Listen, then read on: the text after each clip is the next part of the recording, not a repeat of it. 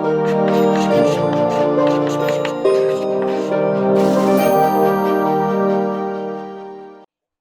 Friends, जो जहां पर हम लोगों ने पिछले वीडियो में छोड़ा था उसी से आगे बढ़ना है अपने को।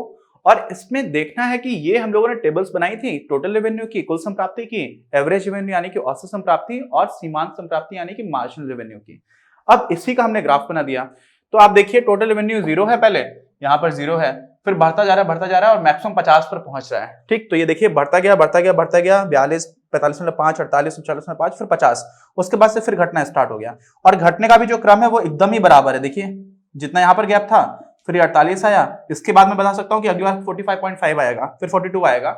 ऐसा क्यों आएगा वो मैथ से भी मैं आपको प्रूव करके बता सकता हूँ, और उसको भी हम लोग थोड़ा सा देख लेंगे ब्रीफ में। हालांकि कई इकोनॉमिक्स के स्टूडेंट्स होते हैं जो बहुत डरते हैं मैथ से, बिल्कुल डरने की जरूरत नहीं है। बहुत ही बेसिक लेवल की मैथ्स रहती है, जिसको आप समझ लोगे तो ग्राफ्स की अंडरस्टैंडिंग बहुत अच्छी हो जाएगी। ठीक, अच्छा, तो अब देखो ये जो हमारा ग्राफ है ये किसका ग्राफ है? ये जो ऐसे गया यू जैसा बना है, हालांकि ये इन्वर्टेड पैराबोला है, पैराबोला ही है, और नीचे की डायरेक्शन में इसलिए इसको बोल देंगे इन्वर्टेड करके। तो ये जो हमारा है ये क्या होता है? ये हमारा टोटल रेवेन्यू का कर्व हो गया। साथ में हम लोगों ने क्या देखा कि ये एक ऐसे करके लाइन जा रही थी जो हमारा डिमांड कर्व था। अब डिमांड कर्व हमारा इसमें बहुत नीचे से स्टार्ट होता हुआ दिख रहा है, क्योंकि मैं 50 दिखाना था, नहीं तो हम इसी के ऊपर से दिखा सकते थे। कुछ भी हो, ये जो हमारा डिमांड कर्व है वो हमारा एवरेज रेवेन्यू के बराबर निकला था। हम लोगों ने ये देख लिया था। कैसे देख लिया था? सारी वैल्यूज एवरेज रेवेन्यू की जो थी वो एग्जैक्टली जो डिमांड पर आ रही थी वो उससे मैच कर रही थी। क्वांटिटी और प्राइस, वैसा ही क्वांटिटी और एआर यहां पर मैच कर रहा था पूरी ही तरह से। तो हमारा जो डिमांड कर्व है वो एवरेज रेवेन्यू के बराबर हो जाता है, इसमें ऐसा हो जाता है। साथ में हम लोगों ने मार्जिनल रेवेन्यू को जब देखा, तो मार्जिनल रेवेन्यू से एक चीज तो पहले ये समझो, ये हमारा टोटल रेवेन्यू है। ठीक, ये वाला जो कर्व है। अब टोटल रेवेन्यू से मार्जिनल रेवेन्यू निकालते कैसे हैं? तो मान लीजिए मुझे निकालना है मार्जिनल रेवेन्यू 5 पर क्या होगा। ठीक है, तो मार्जिनल रेवेन्यू 5 पर क्या होगा? तो TR5 टोटल रेवेन्यू 5 यूनिट पर कितना है, माइनस टोटल रेवेन्यू 4 यूनिट पर कितना था। तो 5वीं में टोटल रेवेन्यू कितना बना, उससे चौथी तक जितना टोटल था उसको घटा दिया, तो वो जो अंतर आया वो मार्जिनल हो गया, वो सीमांत हो गया। अब वो सीमांत हम कैसे निकालते हैं? उसका अलग अलग तरीका है। यहां पर हम लोगों ने क्या तरीका निकाला था कि हम लोग बस घटाते चले गए। 18 में से 9.5 घटा दिया। अब 5 वाले से घटाना है तो हम लोगों ने क्या किया था? 37.5 से आपने 32 घटा दिया, तो आपको मिल गया ये 5.5। ठीक, इस तरह से हम लोगों ने निकाला था। अब वास्तव में मार्जिनल रेवेन्यू जो है ना, ग्राफ में देखकर के आप कैसे समझ सकते हो उसको भी हम लोग समझेंगे। ये जो ग्राफ है, इस ग्राफ में ये एक कर्व है, ये सीधी रेखा नहीं है, ये पूरा ही एक कर्व है। तो इसमें क्या हो रहा है, यहां पर जब आप पहुंच रहे हो तो ऐसे एक अगर इसका स्लोप बनाओगे, ढाल बनाओगे कि इस पर कितना ढलान है, कितनी प्रवणता है, हम लोग उसको हिंदी में बोलते हैं प्रवणता या स्लोप या ढलान, एक ही बात है। कैसे निकाला जाता है? हम लोग टेंजेंट खींच देते हैं। जिस पॉइंट पे जा रहा है वहां पर आप सीधी रेखा खींच दो। इस पॉइंट पर अगर आपको निकालना है तो आपने एक सीधी रेखा खींच दी ऐसे। ठीक, इस पॉइंट पे आपको निकालना है तो आपने यहां पर एक सीधी रेखा खींच दी ऐसे।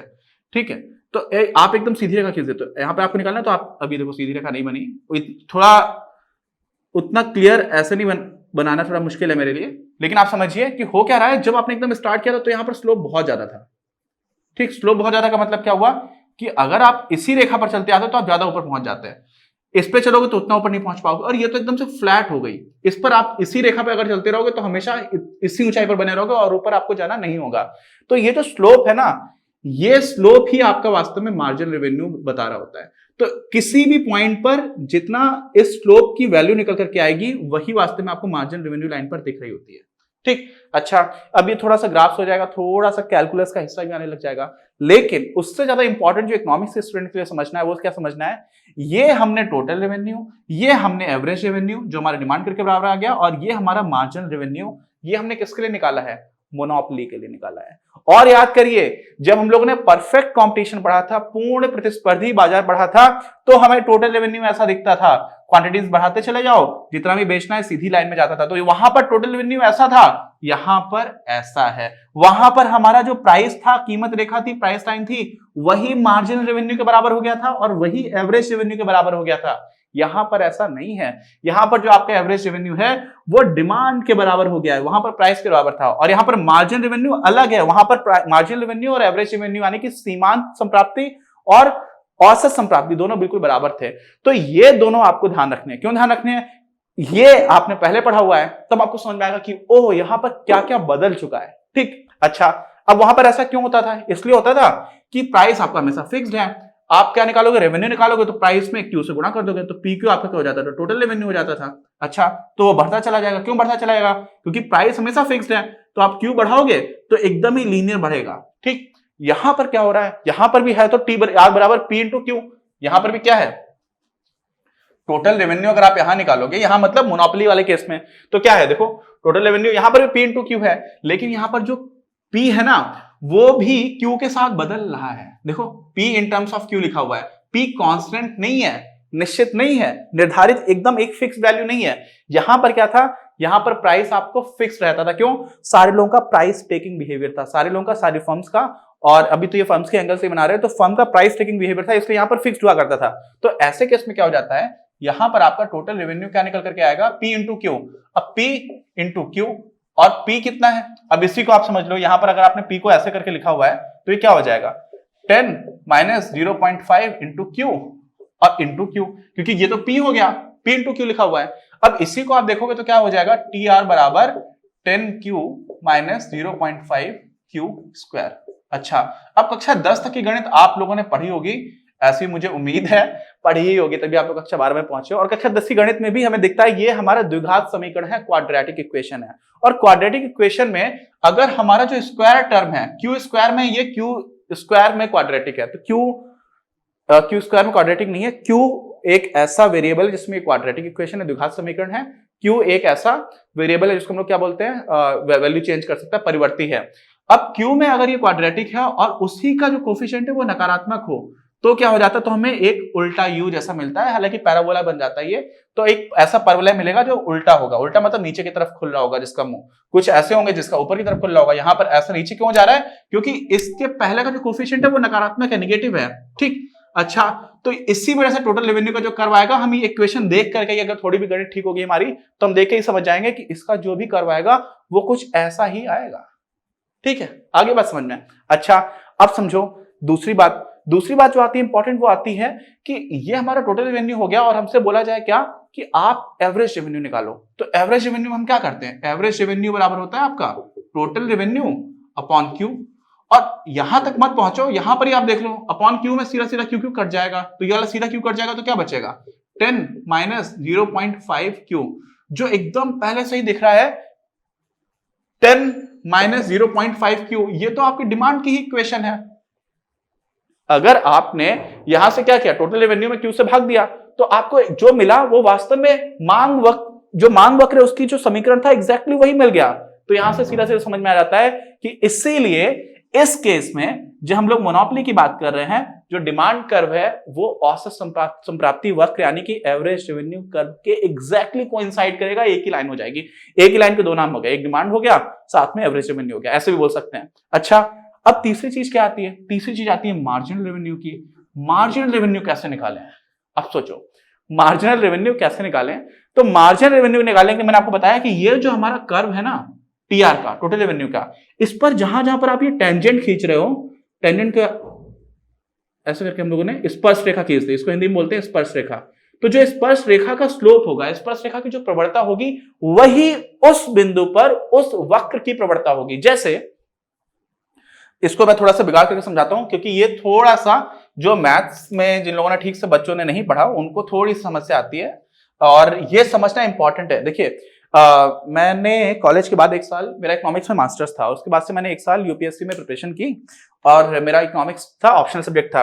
अब उसी टाइम पर जब मैं प्रिपरेशन कर रहा था तो बहुत सारे लोग ऐसे थे जो डीयू से पढ़ करके आए थे। दिल्ली यूनिवर्सिटी में बहुत सारे कॉलेजेस हैं जहां पर इकोनॉमिक्स काफी अच्छी पढ़ाई जाती है, लेकिन मैं इकोनॉमिक्स पढ़ करके आया था बिट्स पिलानी से, और मेरा जो पूरा बैकग्राउंड था वो मैथ्स वाला बैकग्राउंड था, फिजिक्स केमिस्ट्री मैथ्स का। आईआईटी से भी बहुत सारे लोग इकोनॉमिक्स पढ़ करके आते हैं, तो हम लोगों को ग्राफ समझने में कोई दिक्कत नहीं होती थी। हम लोग मैथ्स हम लोग की काफी थोड़ी रिलेटिवली काफी स्ट्रांग हुआ करती, तो हमें ये सारी चीजें बहुत अच्छे समझ में आती थी।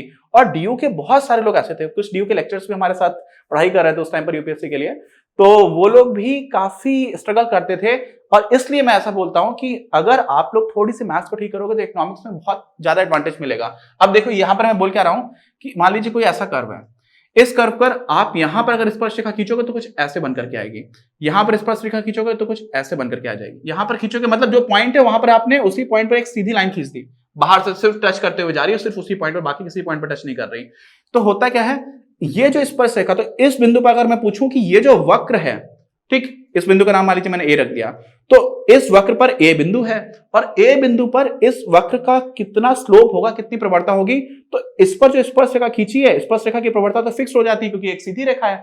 तो इसकी जो इस स्पर्श रेखा की जो प्रवणता होगी वही प्रवणता उस बिंदु पर उस वक्र की होगी, ये बात होती है। अब हमारा जो टोटल रेवेन्यू का कर्व है वो ऐसा, ये वक्र है ऐसा है। अब इसमें ये जो पॉइंट अपने को मिला, यहां पर ये सीधी लाइन खींची है, यहां पर भी एक सीधी लाइन खींची है, लेकिन ये देखो यहां पर पहले ऐसे है, फिर ऐसे हो रहा है, फिर ऐसे हो रहा है, फिर ऐसे हो गई। ठीक है, आप समझ रहे हो क्या रहा है ऐसे। तो देखिए ये ज्यादा खड़ी सीढ़ी है, मान लो एसी पर आपने एकदम से सीढ़ी बना दी, मेरे हाथ पर सीढ़ियां बना दी, तो यहां से पहले तो बहुत ज्यादा सीधा है, स्टीप है, तो ऐसी सीढ़ी है, तो यहां से ऐसे कोई चढ़ेगा, सोचिए कितनी जल्दी थक जाएगा। दूसरी बार थोड़ी सी लेट गई है सीढ़ी, तो प्रवणता कम हो गई। तीसरी बार क्या हुआ, और प्रवणता कम हो गई। चौथी बार क्या हुआ, एकदम फ्लैट हो गई, सीधा रास्ता हो गया, सीढ़ी बची नहीं। ठीक, उसके बाद से क्या हुआ, सीढ़ी उतरना स्टार्ट हो गई। आप यहां से चलना स्टार्ट कर रहे हो हर जगह पर, यहां पर जब चलना स्टार्ट कर रहे हो तो आपको ऊपर चढ़ना पड़ रहा था, यहां पर चढ़ना स्टार्ट कर तब भी ऊपर चढ़ना है, लेकिन उतना ज्यादा स्टीप नहीं चढ़ना है। यहां पर आ गए तो एकदम फ्लैट हो गई, सीधे सीधे चलते चले जाओगे। यहां पर आ गए तो उतरना शुरू कर दिया, यहां पर आ गए तो और तेजी से उतरना शुरू कर दिया, और यहां पर आ गए तो और भी ज्यादा तेजी से उतरना शुरू कर दिया। क्यों? क्योंकि एकदम से एकदम स्लोप नेगेटिव होता गया। तो ये हो क्या रहा है कि जैसे आप नीचे चलना स्टार्ट कर दिए, वहीं से आप देखोगे तो आपका जो मार्जिन रेवेन्यू कर्व है वो नेगेटिव हो जाता है। ये जीरो है, जीरो के नीचे आ गया तो उस लेवल से ही नीचे होना स्टार्ट होता है, वहीं से नकारात्मक हो जाता है। उसके पहले भी लगातार कम होता जा रहा है। क्यों?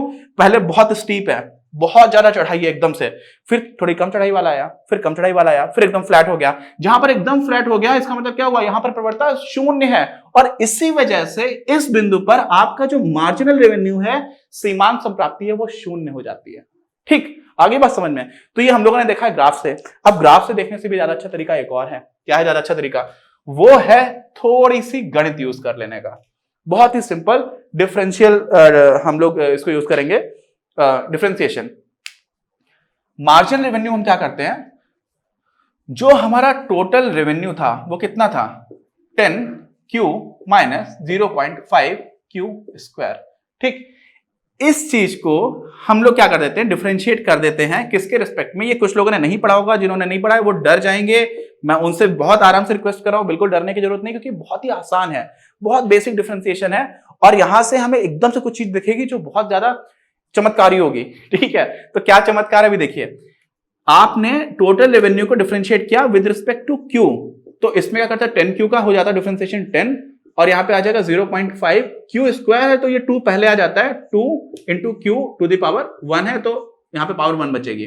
अब Q टू द पावर 1 है तो यानी कि Q रह गया, Q की घात 1 तो Q हो गया, और ये 2 आ गया, तो इसकी वजह से क्या हो जाएगा, 10 माइनस 0.5 में 2 से मल्टीप्लाई करेंगे तो 1 हो जाएगा, और 1 का आप Q में गुणा करेंगे तो सीधा सीधा बचेगा Q। तो आपका क्या आ जाएगा, ये जो आया है यही आपका क्या था, मार्जिनल रेवेन्यू। अब यहां से आपने जैसे आपको ये इक्वेशन दिखी तो आपको क्या समझ में आएगा, कुछ समझ में आया? कुछ भी समझ में नहीं आया। आप तो कह रहे थे चमत्कार हो जाएगा। चमत्कार क्या हुआ? चमत्कार यह हुआ कि आप देखो एवरेज रेवेन्यू जो है यार वो 10 माइनस 0.5Q है, तो यहां पर एवरेज रेवेन्यू में जो प्रवणता है वो -0.5 आपको दिख रही है। एवरेज रेवेन्यू वाले साइड से देखोगे यहां पर क्या है, -1 है।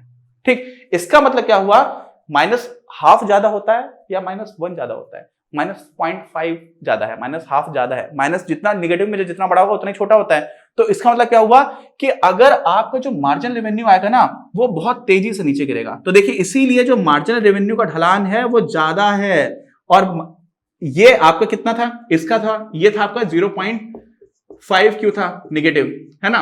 तो यहां पर ढलान है वो 0.5 है, ठीक, निगेटिव।